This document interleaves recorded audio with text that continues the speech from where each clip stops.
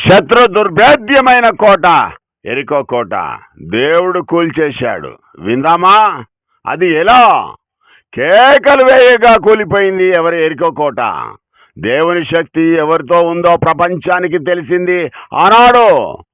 ముందే పసిగట్టి తన ప్రాణాన్ని కాపాడుకుంది రాహబు అనేక వేశ్య.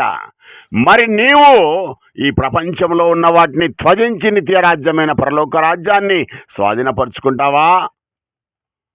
యాజకులు బూరలు ఊదారు. ఆ బూరల ధ్వని విన్న ప్రజలు ఆర్భాటంతో కేకలు వేయగా ఆ శబ్దానికే కోట, ఎరికో కోట కూలిపోయింది. ప్రియమైన దేవుని బిడ్డలారా, ఇజ్రాయేలీలు ఆ ఎరికోను యెహోషువ నాయకత్వంలో దేవుడు అబ్రహాంతో చేసిన ఆ వాగ్దానాన్ని పొందుకున్నారు.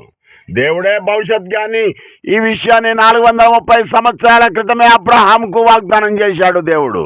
చేసినట్టుగానే కార్యం జరిపించాడు దేవుడు. దేవుని కీర్తి ప్రపంచం మొత్తం తెలిసింది.